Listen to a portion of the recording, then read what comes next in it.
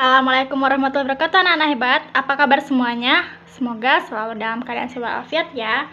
Pada hari ini kita akan belajar bahasa Indonesia ya, tentang ide pokok dan kesimpulan anak-anak. Nah, ide pokok itu apa ya?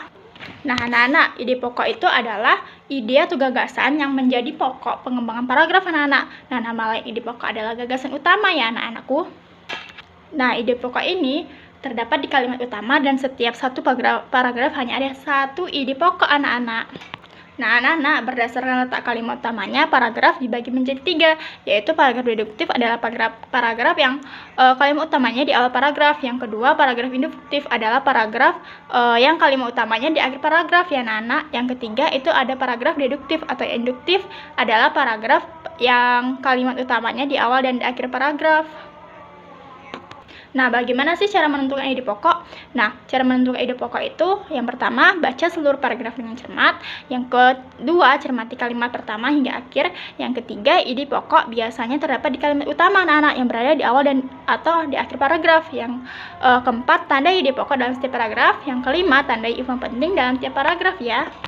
Nah, sedangkan kesimpulan anak-anak, kesimpulan itu adalah suatu pernyataan yang berisi hasil dari pembicaraan atau pokok kalimat yang mencakup keseluruhan masalah yang sedang dibicarakan.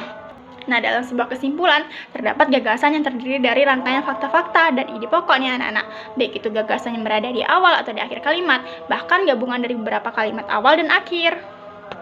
Nah, anak-anak, cara membuat kesimpulan dalam sebuah teks yaitu yang pertama, baca teks dengan teknik membaca, memindai atau scanning. Yang kedua, tandai ide pokok dan fakta-fakta yang ada dari setiap paragraf. Yang ketiga, gabungkan ide pokok dan fakta tersebut hingga menjadi rangkaian kalimat berupa kesimpulan.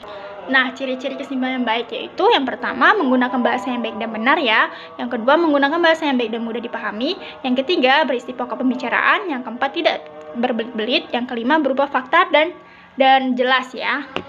Nah, di situ ada teks ya yang berupa jagung ya. Nah, Ibu bacanya. Jadi jagung itu merupakan salah satu tanaman yang dijadikan bahan makanan pokok di berbagai negara, salah satunya di Indonesia. Di Indonesia, penduduk Pulau Madura menjadikan jagung sebagai makanan pokoknya. Jagung merupakan salah satu tanaman penghasil karbohidrat yang sangat diperlukan oleh tubuh. Nah, kalimat utamanya ada di awal paragraf ya anak-anak. Ide pokoknya yaitu jagung merupakan salah satu tanaman yang dijadikan bahan makanan pokok di Indonesia.